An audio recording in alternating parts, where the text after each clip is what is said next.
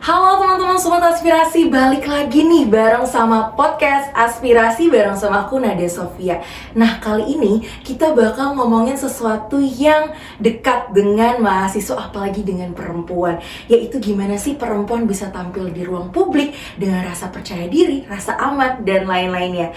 Karena kita ngomongin hal itu adalah tepat banget dengan tema kita kali ini, yaitu adalah Confidence in Presence, perjalanan finalis Putri Indonesia Jawa Timur 2026 dan advokasi pemberdayaan perempuan. Nah, kita juga bakal ngobrolin tentang perjalanan ataupun advokasinya sendiri. Oke, kalau karena gitu langsung aja aku sambut. Ini dia ada Kak Intan Nihaya. Halo, salam kenal. Halo, salam kenal. Mungkin Kak Intan, Kak, atau dipanggil Kak Naya ya? Boleh. Nah, Kak Naya boleh diperkenalkan diri Kakak terlebih dahulu nih ke teman-teman Sobat Aspirasi. Oke. Hai Sobat Aspirasi, perkenalkan nama saya Intan Nihaya, kerap dipanggil Naya, dan saya dari Universitas Brawijaya tentunya, dari FISIP Ilmu Pemerintahan Angkatan 2023. Nah Sobat Aspirasi, luar biasa ya, kita kali ini kedatangan yang gak cuma berprestasi aja, tapi juga luar biasa cantik dan pokoknya beauty brain behavior gitu ya Sobat Aspirasi. Gimana Kak Nihaya? Kak, aku panggil apa nih? Kak Intan, Kak Nihaya, atau Kak Naya? Naya juga. Kak Naya, oke.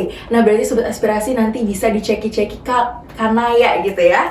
Nah Kak Naya, gimana nih kesibukannya akhir-akhir ini Kak Naya? Alhamdulillah seru ya kesibukannya, karena akhir-akhir ini pastinya sebagai mahasiswa ada akademik yang masih menjadi tanggungan, yaitu UAS. UAS, oke. Jadi ada UAS yang dipersiapkan, lalu juga ya lumayan sibuk preparation pastinya untuk menuju grand final pemilihan Putri Indonesia Jawa Timur 2026.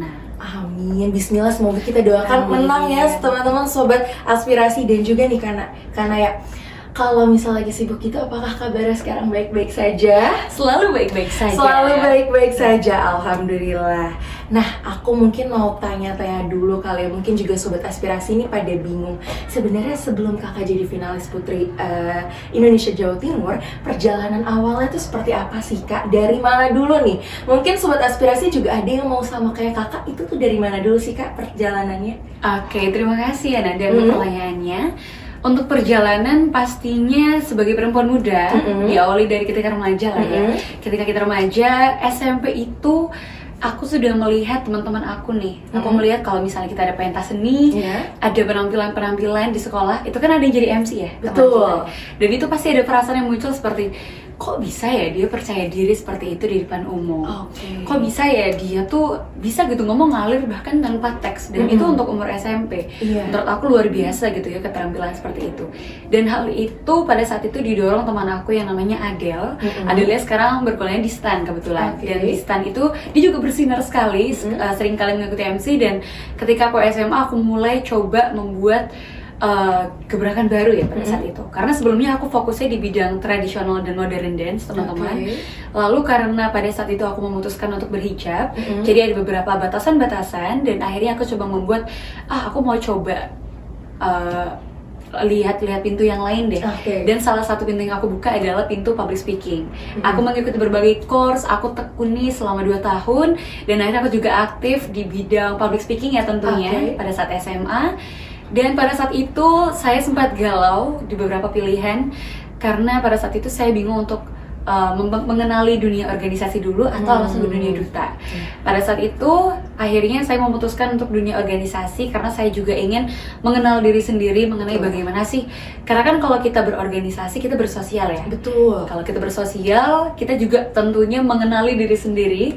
Dan itu kenapa? Karena ya kita pasti ada yang namanya manajemen waktu, ya kan? Dan manajemen waktu itulah yang akhirnya membuat saya akhirnya build up dan masuklah saya divisi Brawijaya.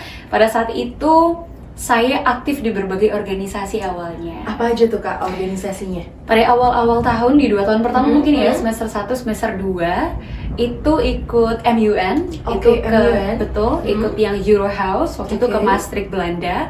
Selanjutnya ada kegiatan yang di himpunan sendiri, di himpunan ilmu pemerintahan. Lalu aktif juga di badan eksekutif mahasiswa, tepatnya di Kementerian Luar Negeri. Lalu akhirnya memutuskan untuk coba nih, aku pengen kan dari dulu untuk ikut dunia dunia pageant. Iya. Dan dunia pageant pertama yang Naya ikuti adalah Duta Visip Brawijaya. Duta Visip Brawijaya, berarti kakak dulu juga menjadi pemenang dari Duta Visip Brawijaya. Betul. Betul, wow luar biasa ya Sobat Aspirasi. Oke, setelah itu apa lagi nih Kak? Oke, tadi kan akhirnya aku ikut Duta Visip Brawijaya ya. Dan Naya melihat banyak sekali lah pintu-pintu rezeki yang dibuka ketika akhirnya mengikuti Duta Visip Brawijaya.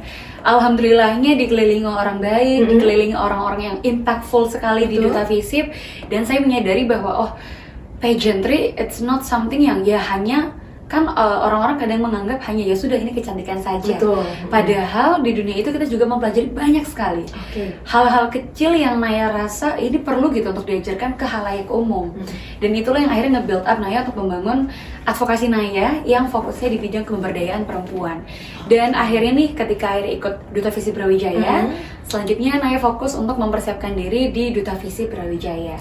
Oh maaf, di Duta Bahasa Jawa Timur. Duta Bahasa Jawa Timur. Betul. Oke, berarti dari Duta Visip Brawijaya langsung ke Duta Bahasa Jawa Timur. Betul. Oke. Nah, waktu itu mencoba masuk ke 10 besar bersama teman-teman luar biasa se-Jawa Timur, karena juga teman-temannya sama ya, surroundingnya luar biasa sekali. Banyak teman-teman yang sebelumnya dari Duta Wisata kotanya. Kalau di Malang kita kenal dengan Kakang Bayu. Nah, terus kalau di tingkat Jawa Timur Raka-Raki. Nah, lingkungannya benar-benar luar biasa sekali. Terus setelah itu Naya makin mempelajari dan memahami bahwa ada beberapa poin penting yang di pageantry yang Naya rasa ini kayaknya seru nih untuk kita pelajari bareng perempuan-perempuan di luar sana yang mungkin belum berkesempatan di bidang pageant, tapi sekiranya kita akan mempelajari hal-hal yang dipelajari di dalamnya. Dan akhirnya Naya builds up community yang namanya Present Self, pemberdayaan perempuan yang sifatnya adalah ya seperti namanya sendiri. Tadi kan bahasnya present self, artinya adalah present yourself. Oke, berarti cocok banget sama tema kita dong Kak, confidence in presence gitu ya. Berarti kan tadi udah banyak nih penjelasan Kakak dari SMA sampai akhirnya sekarang sendiri tuh untuk menjadi finalis dari Putri Indonesia 2026 di Jawa Timur ya Kak. Nah, kalau misalnya aku minta kakak untuk deskripsiin 3 kata dari kakak menjadi finalis di Putri Indonesia Jawa Timur 2026 ini, apa aja tuh Kak? 3 kata. 3 kata ya. Aku boleh 2 kata tapi satunya ada 2 ya. Jadi kayak boleh. Jadi ada 2 hal yang menurut Naya menjadi fondasi dasar Naya untuk akhirnya berkembang dan juga melihat perkembangan di dalamnya. Dan ini juga Naya ucapkan ketika Naya sedang audisi. Pada saat itu ditanyakan kalau kamu bisa menggambarkan diri kamu dalam kata, what is it? Dan inilah yang Naya jawab. Yang pertama adalah resilient, di mana resilient ini kamu diharuskan untuk tahan banting. Tahan banting bukan berarti kamu membuat posisi dirimu dalam keadaan bahaya terus ya. Tapi di apapun kondisi dirimu, kamu akan terus dalam keadaan siap. Itu resilient. Lalu yang kedua adalah purpose driven, di mana apapun yang kamu lakukan, kamu itu berlandaskan oleh tujuan. Karena ketika kita berlandaskan dengan tujuan, kita itu jelas arahnya. Kan ada ya ketika misalnya kita lagi build up something yang menurut kita itu di luar kendali kita. Let's say ketika kemarin Naya membuat komunitas Present Self ini, Naya rasakan awalnya seperti gini ya. Aku bisa nggak ya? Orang-orang hal sekecil, orang-orang akan percaya nggak ya sama komunitasku ini? Ini kan cuma dibuat anak-anak semester 5 loh. Betul. Mereka percaya nggak sama perempuan ini gitu loh. Itu kan yang akhirnya membuat Naya sering meragukan diri. Tapi akhirnya itu tadi, karena Naya purpose driven, ya fokusnya pada purpose. Apa tujuan yang aku mau ambil? Akhirnya ya pasti akan ada bantuan-bantuan yang menolong kamu dalam perjalanan kamu. Luar biasa. Tapi kayak tadi aku nge-highlight banget kayak aku bisa nggak ya? Itu kayak semua, apalagi perempuan ya, kita kan overthinkingan banget gitu. Apalagi perempuan, dimana perasaan itu tuh kadang jadi mendominasi logika kita. Walaupun logika kita juga sebenarnya kuat, tapi ketika perasaan itu lebih kuat, kita jadi kayak aduh bener gak ya? Nah, dari tadi aku bisa nggak ya? Itu kan bikin kita tuh jadi goyah. Nah, aku jadi pengen nanya sebenarnya motivasi kakak yang bisa mengalahkan aku bisa nggak ya? Itu tuh apa sih motivasinya? Kalau menurut aku hal itu dipengaruhi 2 hal. Yang pertama diri sendiri dan yang kedua adalah lingkungan. Ketika kamu mempersilahkan dirimu di dalam lingkungan yang biasa ngejudge kamu mungkin ya, atau membuat kamu dalam keadaan tidak nyaman dan kamu mempersilahkan itu yang menjadi masalah utama. Kenapa? Oke. Kadang mungkin kita ada ya beberapa lingkungan kita yang akhirnya membuat kita merasa tidak nyaman. Let's say ketika kamu lagi insecure nih, "Duh, aku lagi insecure nih, aku nilai aku jelek banget." Let's say nilai kamu sebenarnya 90 dan bagi beberapa orang itu bagus banget. Betul. Ya kan? Tapi menurut kamu itu jelek banget misalnya. Ketika kamu bergaul dengan teman-teman yang memang kurang pas dengan ideologis kamu itu tadi ya, mereka akan berasa 90 mah udah gede banget, santai aja gitu kan mungkin. Oke. Jadi kamu akan berasa kayak, duh aku salah nih. Jadi kamu menyalahkan diri kamu. Tapi ketika kamu mencoba memberi boundaries pada diri kamu, memahami bahwa ya nilai 90 memang mungkin kurang karena effort kamu luar biasa misalnya. Ya kamu mungkin kalau kamu memilih lingkungan yang tepat, mereka akan berkata, oh ini kurang ya buat kamu. Nggak apa-apa lah, nanti ada kesempatan lagi, kita coba lagi. Nah itu bedanya lingkungan yang builds up kamu dan lingkungan yang mungkin akan menahan kamu. Dan kadang yang membuat perempuan tidak tumbuh adalah ketika dia mempersilahkan apa ya bahasanya, ketika ada hal negatif, ya udah dia berhenti. Gitu. Dan ini hal kecil yang mama saya selalu ajarkan dari saya kecil. Mama saya tuh selalu ngomong, dulu saya sempat kayak apa sih pentingnya gitu. Tapi ketika akhirnya Naya pelajari dalam hidup itu deep banget. Mama saya selalu ngomong, apapun kondisi yang lagi kamu hadapin, coba lihat positifnya. Apapun itu, mau seburuk apapun itu. Waktu itu Naya pernah ketika Naya sedang fase mencari kuliah, Naya itu sangat ingin masuk ilmu komunikasi UB. Dan bolehnya memang hanya di Kota Malang. Jadi saya waktu itu mengejar ilmu komunikasi dan Naya gagal 8 kali. 8 kali dan Naya tidak pernah sekalipun meragukan diri Naya. Kan akan ada ya perasaan kita kan gagal pertama kali waktu SNMPTN ketika rapor itu udah yang kayak waduh, ini perjuangan 3 tahun loh. Gimana kita perjuangan untuk UTBK misalnya. UTBK gagal lagi, mandiri, Naya coba 4 kali gagal lagi, banding 2 kali gagal lagi. Dan yang di pikiran Naya cuma satu, berarti ada rencana baik setelah ini. Karena kita dibuat seperti itu berarti kan rencana gagalnya kita di dunia ini dikurangin ya. Aku mikirnya seperti itu. Dan orang tua Naya itu tadi ya karena lingkungan yang baik, lingkungan yang Naya pilih pun seperti itu ya. Jadi ketika Naya gagal, Naya kan sempat ada perasaan seperti ya udahlah mungkin aku nggak usah coba komunikasi lagi, kita coba yang lain aja. Padahal orang tua saya tahu kalau itu mimpi saya, termasuk mimpi saya. Dan orang tua saya hanya mengatakan kan masih ada kesempatan, coba lagi aja. Sesimpel itu. Maksudnya itu mungkin hal kecil ya, tapi saya rasa itu adalah satu bentuk di mana orang tua saya menyuruh untuk coba kamu lihat positifnya, masih ada jalan positif loh. Kamu kenapa milih jalan negatif kalau masih ada jalan positif? Itu let's say itu udah 8 kali ditolak ya. Menurut aku itu sudah buat aku waktu itu aku luar biasa hebat karena aku menaklukkan diri aku yang merasa bahwa aku nggak pantas di situ. Ketika aku akhirnya masuk dan alhamdulillah aku masuk ke ilmu pemerintahan, ternyata aku juga mendapatkan rezeki yang luar biasa karena fokus di entertainment ya, fokus di dunia pageantry seperti ini, di dunia fokusnya moderator, MC dan sebagainya. Nah juga belajar jadinya seperti ini. Oh ternyata kalau aku ilmu pemerintahan, aku jadi 2 ilmu nih sekarang. Ada dunia yang di bidang komunikasi juga belajar, tetap jalan. Lalu di bidang pemerintahan juga tetap jalan gitu. Dan itu hal-hal kecil yang membuat Naya kayak oh gini loh maksudnya Tuhan gitu. Jadi ya itu tadi, di apapun kondisi burukmu pasti ada hal positif. Mau itu sekasar ketika kamu jatuh, misalnya kamu kecelakaan nih.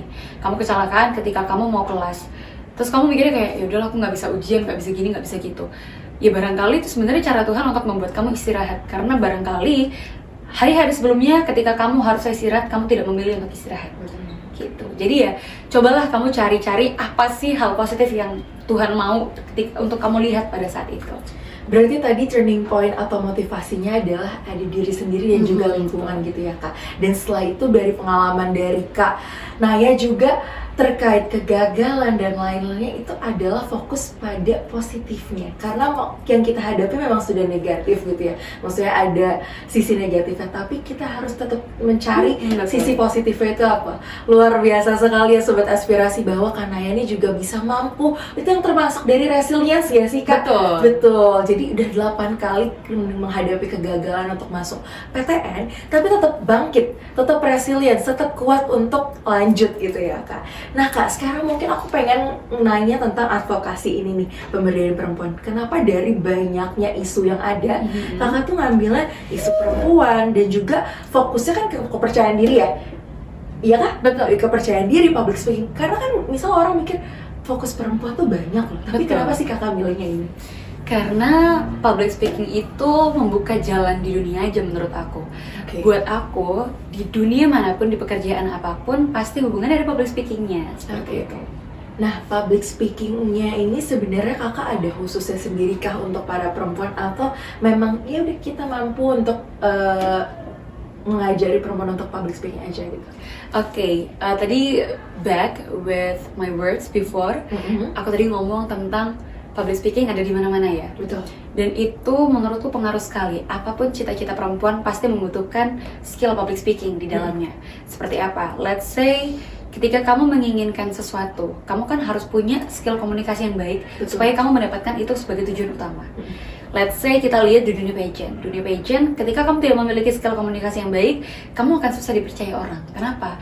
Karena yang kamu omongin akan diikuti orang. Inspirasi orang-orang adalah kamu. Dan ketika kamu tidak bisa menyampaikan pesan dengan baik, ya itu kan menjadi masalah. Betul. Dan komunitas Present Self ini adalah komunitas inklusif karena saya tidak membuat segmen yang sangat terbatas, tapi memang untuk semua segmen. Pernah dari berbagai usia juga. Dari waktu itu paling kecil adalah dari teman-teman TK, terus waktu itu juga pernah sama teman-teman SMP di tempat kerja, lalu juga sama teman-teman yang seumuran. Dan waktu itu aku coba kulik ya. Yang menurut aku menarik adalah ketika yang membahas untuk seumuran. Pada saat itu aku mikir, pasti banyak lah ya anak-anak perempuan yang seumuran sama aku, mungkin dia pengen banget belajar public speaking, tapi nggak tahu mulai dari mana, nggak tahu apa yang dipelajarin, kurikulum seperti apa yang harus ditekuni. Nah, itu kan PR ya untuk teman-teman yang baru belajar public speaking. Dan bahkan aku yakin banyak banget teman-teman yang nggak tahu kalau ternyata public speaking itu ada loh latihan pemanasannya, ada loh kurikulum yang mempelajari itu. Dunia public speaking itu unsurnya apa saja itu ada loh. Dan hal-hal itu yang akhirnya membuat perempuan bisa mencapai apa yang dia inginkan, gitu. Dan untuk advokasiku sendiri ini fokusnya nggak cuma kelas-kelas saja, tapi juga ada beberapa segmen yang fokusnya di bidang media sosial, juga ada media alternatifnya, tapi membahas tulisan-tulisan singkat yang mudah dibaca. Karena aku rasa sebenarnya seru ya kalau misalnya kita Instagraman kan, terus kita baca informasi nih. Kalau baca informasi, tapi kalau misalnya terlalu banyak, kadang kan kita udah males slide nih, ya kan? Atau kadang terlalu serius. Betul. Itu juga kan, apalagi Gen Z nih sobat aspirasi, ini kan time span-nya nih udah ringkas banget. Betul, bener-bener gimana cara kita bikin tulisan yang akhirnya bikin orang mau baca. Waktu itu salah satu tulisan aku yang menurut aku bagus juga adalah tulisan tentang ketika gestur lebih berarti daripada kata. Betul. Bahasa tubuh kan maksudnya? Betul, bahasa tubuh. Karena ini ya, kalau kita bahas tentang bahasa tubuh, let's say nih, misal aku tadi datang dengan keadaan ya udah aja salam, misalnya maaf aku mau salam sama kamu dong. Tadi kan salam seperti ini ya, gitu.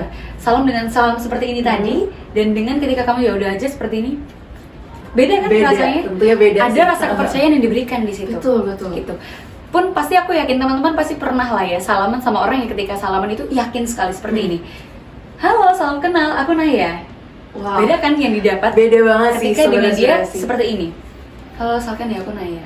Beda kan? Males ya. Gitu. Ada perasaan bahwa dia nggak tertarik nih ngobrol sama aku. Dan itulah pentingnya public speaking dan body language gitu. Jadi media alternatif aku membahas tentang dunia public speaking, dunia body language, manner, positivity. Dan selanjutnya juga selain itu juga ada namanya Her Thoughts. Her Thoughts ini membahas tentang perempuan-perempuan hebat yang sharing sedikit-sedikit lah tentang pengalaman dia gitu. Dan salah satunya juga ada Kak Ella yang waktu itu sempat isi juga Her Thoughts sebagai Wardah Youth Ambassador pada saat itu. Oke, berarti semua ini dari public speaking, bahasa tubuh, dan juga tadi Her Thoughts ya, itu ada di komunitas kakak itu ya? Betul. Yaitu tadi apa namanya? Komunitas Present Self. Present Self. Itu teman-teman sobat aspirasi bisa cek di mana nih kak? Boleh cek di Instagram @presentself. Oke, @presentself. Nah kak, berarti kan dari tadi yang kakak bilang ini banyak dong interaksi yang kakak lakukan sama perempuan muda ataupun yang usianya sudah jauh lebih mature gitu, banyak kan ya. Nah, apa sih kak insight yang mungkin paling membekas yang kakak dapat dari interaksi kakak ini gitu? Oke, karena pada sebelumnya Naya juga aktif sebagai teacher public speaking. Naya itu kan belajar membantu teman-teman belajar public speaking ini dari yang umurnya 5 tahun sampai yang umurnya setara dengan Naya.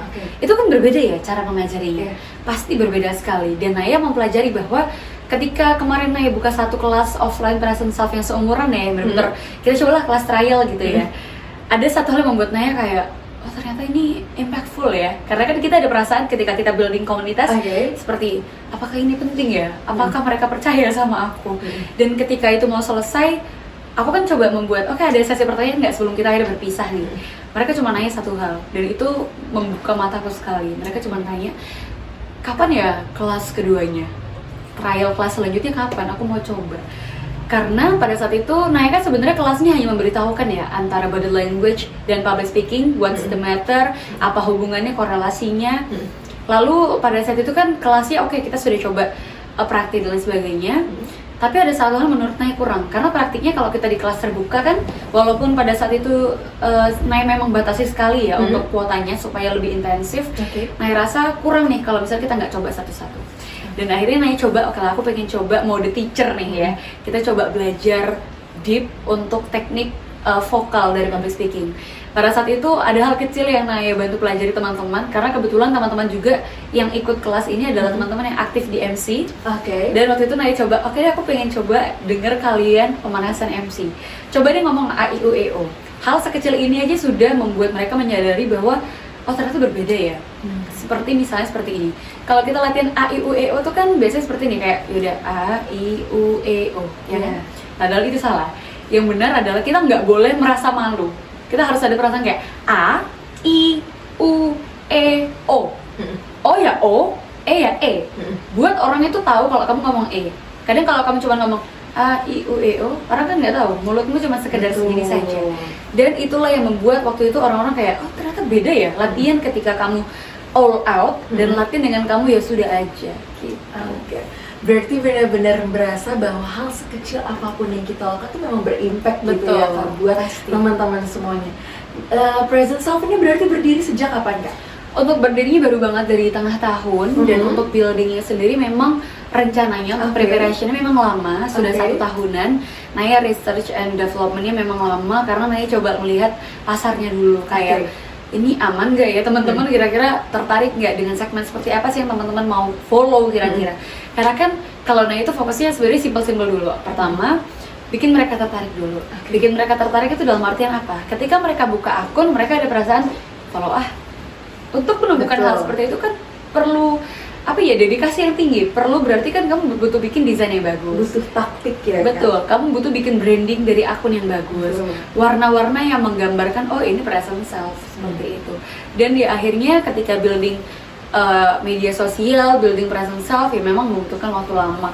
Karena sebenarnya kalau kita ngomong building present self ini sebenarnya berbarengan ya dengan preparation aku Putri Indonesia ini.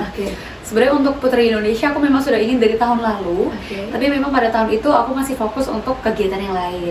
Karena ikut fokus kegiatan yang lain dan akhirnya ya prepare. Oke lah, kita coba sekalian prepare yang lebih niat lagi, sekaligus aku mempersiapkan advokasi aku supaya matang dan bisa berkelanjutan seperti itu. Luar biasa. Nah Kak, tadi Kakak udah ada class trial, berarti secara nggak langsung Kakak juga tahu sebenarnya biasanya hambatan atau isu apa sih Kak yang sebenarnya teman-teman perempuan di luar sana tuh susahnya apa nih? Misal dari public speaking, ternyata mereka tuh lebih dominan ke malunya, atau mereka dominan apa sih Kak yang Kakak dapetin hambatan atau isu dari mereka ini? Kalau hambatan menurut aku rata-rata di satu hal, mereka terlalu memikirkan kata atau pikiran orang lain. Kayak memang perempuan tuh udah mikir jauh banget. Nanti aku dipikirnya kayak gini, nanti aku kayak gini. Betul. Kadang orang kita masih latihan MC hari ini, MC-nya masih minggu depan udah kepikiran. Kalau aku salah gimana ya nanti? Kan masih nanti, bukan sekarang. Kita kadang overthinknya sekarang. Berarti memang isu utama dari teman-teman semua ini yang Kakak lihat dan Kakak alamin bersama mereka adalah takut nanti terjadi apa-apa, kesalahan-kesalahan yang belum ada gitu ya. Betul, kadang sering banget ya ketika aku coba waktu itu trial class dan sebagainya, apa sih yang bikin kalian terhambat, apa sih yang bikin kalian mikir 2 kali gitu untuk mencoba. Misalnya kan banyak yang ikut trial class dan akhirnya bilang, sebenarnya aku tuh pengen vokal belajar MC, tapi aku nggak tahu dari mana dan aku terlalu takut kalau dibilang orang lain jelek gitu. Dan aku cuma ngomong satu hal, orang yang memang kualitasnya luar biasa nggak akan pasti nggak akan pernah ngejudge kamu. Orang yang luar biasa levelnya itu nggak akan pernah ngejudge siapapun. Percayalah. Let's say kita pasti pernah lah ya MC di depan orang yang emang udah expert MC-nya. Betul. Itu deg-degannya berasa ya. Tapi apakah dia akhirnya ketika kita selesai di ke backstage dan ngejudge kita? Enggak kan? Enggak. Mungkin kalau paling pol adalah memberikan kamu insight. Betul. Ya, kasih masukan malah. Jadi kita dapat ilmu baru. Betul. Malah itu mahalnya itu di situ karena menurut aku public speaking ini adalah ilmu yang lumayan repot sebenarnya. Karena untuk mempraktikannya, untuk kamu bisa andil dan kamu bisa hebat di situ, kamu perlu praktik setiap hari.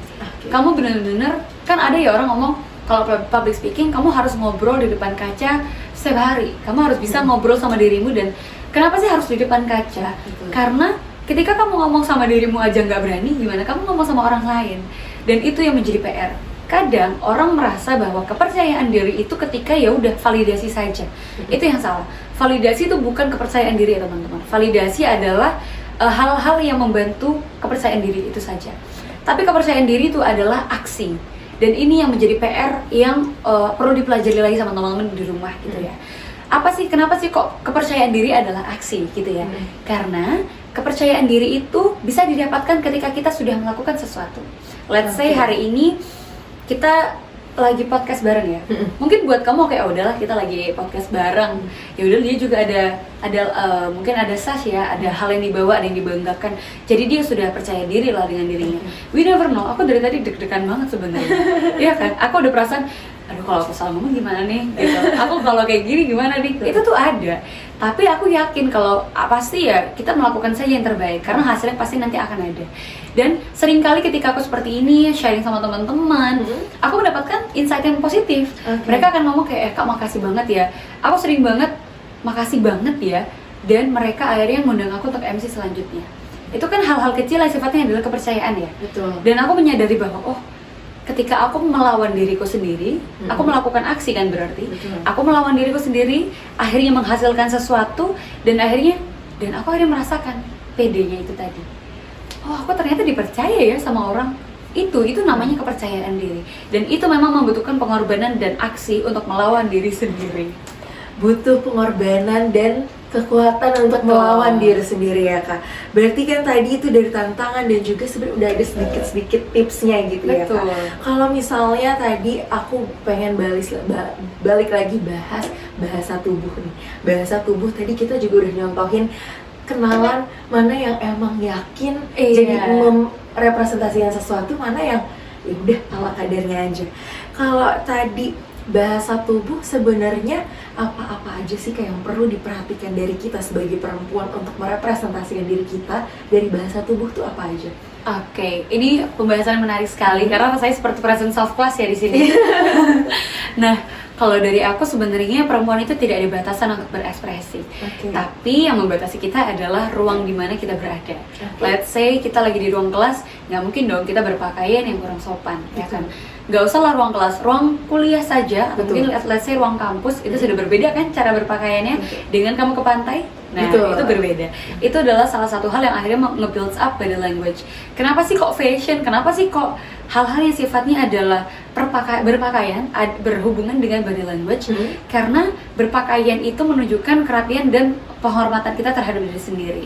Let's say hari ini misalnya aku datang seperti ini dan ketika aku datang memakai kaos oblong, aku yakin Nada pasti punya perspektif yang berbeda sama aku, ya enggak? Nah, itu Nada. Jadi, let's say itu tadi cara berpakaian ya Nada. Terus gimana sih? Misalnya nih aku mau bagi ilmu juga ya ke teman-teman. Ini menarik sekali. Salah satu ilmu yang aku rasa teman-teman bisa praktikan juga yaitu cara membuka pintu. Kenapa sih kok buka pintu aja ada ilmunya gitu ya? Sebenarnya kalau kita ngomong dibatasi, enggak dibatasi. Teman-teman bebas selama buka pintu seperti apa ya. Tapi let's say adalah momentum ketika kalian ketemu wali kota, ketika kalian ketemu gubernur, ketika kalian ketemu DPR. Itu kan adalah momen yang kalian nggak bisa gerusak-gerusuk kan? Kalau gerusak-gerusuk ada perasaan aduh gitu kan. Dan itu akhirnya mempengaruhi performa kalian ketika kalian ngobrol atau presentasi. Dan caranya untuk membuka pintu yang benar adalah pastikan tidak membelakangi audiens sama sekali. Mau membuka mau menutup. Misalnya kamu membuka kan ya udah membuka ya. Kamu masuk, kan habis itu menutup nih. Menutup itu bisa kita kayak membelakangi seperti ini kan. Nah, itu dihindari. Kalau bisa setelah membuka pastikan kamu menyapa, kamu membuat eye contact kepada orang yang di sana, kayak pagi Pak, Bu, kan mereka menyapa kan semuanya. Halo pagi Naya. Nah sambil menjawab iya pagi sambil ditutup. Gitu. Itu hal kecil tapi akan ada perasaan bahwa orang oh dia welcome, dia welcome sekali, dia siap menerima informasi yang ada di ruangan ini. Itu hal kecil tapi itu yang penting dari body language. Itu yang namanya impression ya. Kenapa? Makanya ada bahasa first impression matter ya kan. Terus selanjutnya cara duduk. Oke, ini aku permisi juga ya ke teman-teman. Let's say kita ngomongin cara duduk nih. Beda kan perempuan ketika, ini aku nggak bermaksud bahwa perempuan wajib anggun ya, wajib duduknya seperti itu. Tapi ya itu tadi, ada adab ketika kita bertemu orang yang lebih tua, ada adab ketika kita bertemu ya teman-teman yang sifatnya memang sudah penting, seperti itulah ya. Karena kan nggak mungkin nih, let's say aku lagi harus ketemu wali kota, misalnya ya, ada wali kota di depan saya, dan saya harus bisa meminta nomor ajudannya atau nomor beliau untuk audiensi selanjutnya. Kan nggak mungkin kalau aku tiba-tiba, Bapak minta dong nomornya. Kaget dong beliau. Nah, kan ada tekniknya dengan body language misalnya. Kan ada salam ya, salam. Salam itu body language-nya apa berarti? Ada yang tahu? Membungkuk. Boleh membungkuk, boleh seperti ini biasanya kan? Atau seperti ini biasanya, misalnya selamat pagi Bapak, gitu kan? Beda nggak dengan kamu? Pagi Pak. Ya. Ada perasaan kamu lebih dihormati di situ. Itu body language kecil yang membuat perempuan, wah dia ada niat untuk dilihat gitu loh, ngerti kan? Kan ada ya momentum kita harus dilihat orang dan tidak. Dan itu kan kalau kita mau ngomong sama wali kota harus tahu kita siapa, ya nggak? Dan kita siapa itu ditunjukkan dengan bagaimana kita bertindak. Kualitas nggak ini, kayak gitu. Nah terus misalnya kamu duduk di depan wali kota, akan berbeda pandangan wali kota ketika kamu duduk seperti ini. Misalnya, maaf ya, kayak pagi Pak, gimana kabarnya hari ini? Itu bapaknya apa nggak kaget? Ya, kayak loh, kok seperti ini? Beda dengan misalnya kamu duduk, terus kamu baru menyamankan diri kamu dulu, baru selamat pagi Bapak, salam kenal, perkenalkan nama saya Intan Nihaya. Itu yang namanya body language. Sekecil dan sedetail itu mempengaruhi suasana, betul nggak? Betul ya. Berarti memang banyak hal yang perlu diperhatikan. Tapi aku tuh suka tadi statement awal. Sebenarnya perempuan tuh bukan dibatasi, tapi sesuai ruangnya, sesuai tempatnya gitu ya. Jadi memang sepertinya teman-teman sobat aspirasi bahwa kita nih di sini diajarkan untuk sesuai pada tempatnya. Betul. Berarti mungkin itu ya advokasi yang ingin kakak sampaikan kepada perempuan, bahwa perempuan tuh bebas untuk berekspresi, tapi pada tempatnya, sesuai bagaimana kalian mengekspresikannya. Tadi aku sempat mau ngambil sedikit dari kata-katanya deg-degan nih sekarang. Iya, boleh. Sebenarnya kalau kakak deg-degan itu kan pasti kakak banyak momen-momen yang bikin kakak deg-degan pastinya. Cara menghadapi utama di tempat tuh seperti apa sih Kak ketika ada udah perasaan grogi nih, deg-degan? Mungkin itu juga yang sebenarnya dihadapi oleh banyak teman-teman sobat aspirasi di luar sana, karena kayak mau mulai udah deg-degan duluan jadi takut. Nah, kalau dari Kak Naya sendiri gimana? Kalau dari aku jawabannya simpel banget, dan mungkin teman-teman pernah mendengarkan pastinya ya sobat aspirasi, yaitu fake it till you make it. Karena orang nggak tahu kamu bohong, percaya dirinya atau enggak, ya enggak? Aku dulu tuh menanggapi statement ini kayak, masa sih gitu? Buktinya iya. Ketika waktu itu aku di Duta Visi Brawijaya, aku sempat mengalami berbagai macam pertanyaan kepada diri sendiri dong pastinya. Karena ini pageant pertama aku kan bertanya ya kayak, gimana ya caranya aku bisa pede nih? Gimana caranya mereka merasa bahwa aku pede? Betul. So aku kayak membaca kata fake it till you make it kan. Kayak kita coba pura-pura dulu deh, pura-pura pede, padahal dalam hati mah deg-degan banget. Kelihatannya senyum banget ya, tapi ngomong geter. Tapi senyum, jadi yang orang lihat apa? Senyumnya kan? Itu tadi kita balik lagi ke body language. Ketika kamu bisa present yourself well, ketika kamu bisa mengerti situasi dan kondisi, maka kamu akan bisa menguasai diri kamu. Misalnya seperti ini. Misalnya kita lagi wawancara nih ya, wawancara deep interview, waduh deg-degan tuh rasanya, kayak kamu mau dikulik tuh rasanya kan. Kita misalnya hari ini Naya duduk ya, terus Naya deg-degan banget nih ya. Rasanya kalau deg-degan kan udah semua salah, ya semua salah, rasanya pengen lihat mana ya. Betul. Tapi kalau kamu lagi fake it till you make it, kamu kan fokusnya adalah pura-pura pede, bikin dia tahu kalau aku pede, ya enggak? Nah berarti kalau kayak gitu tuh fokusnya biasanya hanya aku lagi di mana dan aku menghadapi siapa. Hanya itu saja. Oke, aku sekarang lagi di depannya juri misalnya. Ada depan aku juri, aku mau di interview, berarti aku harus ngapain? Aku harus senyum. Senyum. Tapi getar sebenarnya, tapi senyum kan? Senyum. Kenapa? Karena kamu fokus untuk tadi itu, tampilkan yang terbaik.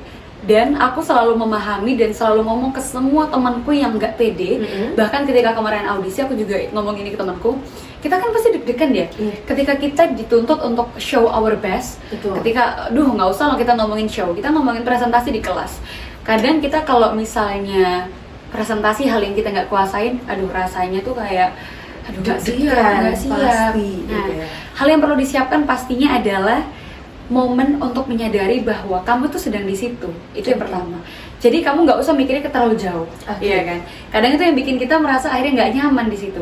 Dan ketika akhirnya kita sudah menguasai ruang kita, yaitu tadi kita bisa show the best, seperti itu. Oke Kak, mungkin dari tadi obrolan kita juga udah panjang. Aku mau nanya lagi nih beberapa yang mungkin ini sebagai pengingat buat Sobat Aspirasi juga. Kalau misalnya ngerasa dirinya tuh nggak cukup baik gitu ya. Sebenarnya apa sih pesan dari kakak yang paling ingin disampaikan untuk teman-teman dari Sobat Aspirasi ini? Oke, berarti ada perasaan untuk tidak merasa cukup baik ya? Betul. Oke, ini kembali lagi tadi ada satu pesan yang aku lupa sampaikan, yaitu kita kan kadang terlalu mikirin apa sih pendapat orang lain terhadap kita. Betul. Dan kita lupa bahwa apa sih yang kita kasih ke mereka, ya enggak? Dan yang fokus paling utama yang selalu aku sampaikan ke semua orang, tadi yang audisi juga adalah yakinlah bahwa orang hanya mikirin kamu tuh 3 detik. 3 detik saja. Itu maksud seperti apa? Misalnya, kamu lagi MC, kamu ada kesalahan pada saat MC. Mungkin orang akan misalnya kita mikir, nanti aku dicaci maki nih misalnya. Betul. Let's say mereka mungkin memang agak membuat hal-hal yang kasar lah, mengatakan hal yang nggak baik. Seperti, kurang lagi MC-nya. Tapi ya udah, itu saja. Kurang lagi MC-nya. Sampai nggak 3 detik? Nggak sampai kan? Terus habis itu apa? Ya udah dia lanjut dengerin kamu kan sebagai MC. Dan pada akhirnya apakah dia ingat sampai tidur dan ketika lihat kamu lagi dan ada perasaan, kamu jelek banget ya MC-nya? Enggak kan? Dan apakah dia akan ngomong ke kamu? Enggak kan? Dan itulah yang penting sekali diucapkan ke diri sendiri terus.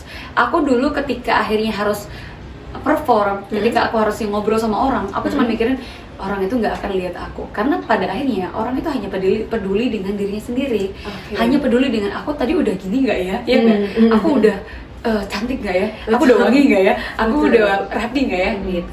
Nah jadi hal-hal itu yang perlu kita perhatikan. Yang pertama adalah tidak terlalu memikirkan pendapat orang lain. Tapi bukan berarti kamu tertutup ya dengan saran dan kritik, karena hal penting juga, ini hal yang menjadi kebiasaan buat aku ketika aku MC adalah setiap selesai MC aku selalu tanya ke LO aku boleh tanya nggak tadi kritikku apa aja, saranku apa aja, aku tulis. Dan itu mungkin hal kecil, tapi aku pernah diajak anak yang sama untuk MC di 2 acara. Dan di acara kedua otomatis aku tanya dong, kenapa sih kok ngajak aku lagi? Ya nah, pasti ada perasaan seperti itu. Jawabannya simpel, mereka cuma bilang seperti ini. Karena kakak tuh kemarin terbuka banget sama kritik saran. Kadang kan kita terlalu takut ya ngejudge MC. Ya enggak? Padahal mereka ada salah sebenarnya. Nah, itulah yang akhirnya membuat mereka, kakak terbuka dengan evaluasi dan kami rasa ya enak akhirnya komunikasinya sama kakak dan kita pengen lah kerja sama bareng. Itulah pentingnya membangun relasi dan evaluasi teman-teman. Tadi yang pertama adalah itu tadi ya, tidak memikirkan pendapat orang lain dan memahami kritik dan saran. Lalu yang kedua adalah memahami apa sih yang kamu kasih ke orang gitu, atau sekedar kebaikan apa yang sudah kamu kasih ke orang itu. Let's say ini nggak usah maksudnya adalah kamu harus berbuat baik gitu ya, tapi yang kamu fokuskan adalah bukan tentang apa pendapat mereka, tapi apa yang bisa kamu kasih, apa kebermanfaatan yang bisa kamu share ke teman-teman kayak gitu. Jadi ya karena kenapa sih kita harus fokus ke bermanfaat? Karena ya kebermanfaatan ini resolusinya atau solusinya adalah fokusnya ke solution oriented, fokusnya ke hal yang positif. Makanya itu yang perlu diperjuangkan sama perempuan-perempuan muda, sehingga mereka tidak terjerat pada hal-hal yang sifatnya nggak penting. Let's say ke hal-hal yang merasa, aku belum pantas lagi, aku belum gini lagi. Kenapa? Karena kamu terlalu fokus ke hal negatifnya. Coba deh kalau kita fokus ke hal yang manfaat. Aku kira-kira dengan skillku yang seperti ini aku bisa manfaat ke bidang mana? Nah, kalau kamu fokusnya ke seperti itu, maka pasti akan ada kebermanfaatan buat lingkunganmu dan dirimu, kayak gitu. Oke, luar biasa. Mungkin Kak, boleh nggak aku mau tahu dikit aja, arahnya tuh setelah ini, advokasi ini akan dibawa kemana lagi untuk kedepannya biar bisa berimpact langsung nih kepada Sobat Aspirasi dan mungkin perempuan-perempuan di luar sana? Oke, harapannya Naya pastinya media alternatifnya tetap jalan untuk nantinya. Selanjutnya juga bisa buka kelas-kelas lagi, open trial class yang diusahakan juga tetap gratis, sehingga teman-teman bisa terbuka, santai, dan bisa ikut kelasnya. Karena juga kelasnya tidak terbatas, untuk siapapun itu terserah. Jadi teman-teman pasti memiliki kesempatan untuk bisa belajar hal baru seperti itu. Oke, terima kasih banyak ya Kak Naya. Dan gak kerasa ya Sobat Aspirasi, ternyata sudah panjang sekali obrolan kita, tapi ada waktu yang membatasi. Mungkin sebelum kita menutup, aku pengen meminta satu entah pesan atau closing statement atau apa sih yang kakak rasakan untuk bisa dibagikan kepada Sobat Aspirasi di sana? Oke, ini adalah closing statement termasuk advokasi yang aku sampaikan ketika kemarin aku audisi di Putri Indonesia Jawa Timur, dimana aku memiliki waktu hanya 30 detik ya waktu itu untuk memperkenalkan apa sih advokasi kamu. Aku itu berbicara, finding confidence wasn't always been so easy, but trust me, it takes time to learn. And that's why I believe that people out there, young women out there, always have a dream, and that's worth that every energy you worked on. Jadi makanya teman-teman, ketika teman-teman memiliki mimpi, percayalah bahwa itu pasti akan terwujud dengan apapun caranya. Dan mimpi hanya akan terwujud ketika kamu mau berusaha, mau melakukan dan berani untuk mencoba. Karena banyak sekali mimpi yang gagal hanya karena kamu tidak berani mencoba dan terlalu berangan-angan. Seperti itu. Oke, luar biasa sekali ya Sobat Aspirasi. Kita udah dapet banyak banget dari pengalaman, insight maupun aku berasa lagi di live coaching, tau gak sih? Jadi buat kamu Sobat Aspirasi yang mungkin mau kepo-kepo sama Kak Naya, boleh langsung cek kemana nih Kak Naya? Di @inayaalfas. Oke, dan juga buat ke Present Self? Betul sekali, di @presentself. Oke, thank you so much buat Sobat Aspirasi yang sudah mendengarkan episode podcast kita kali ini.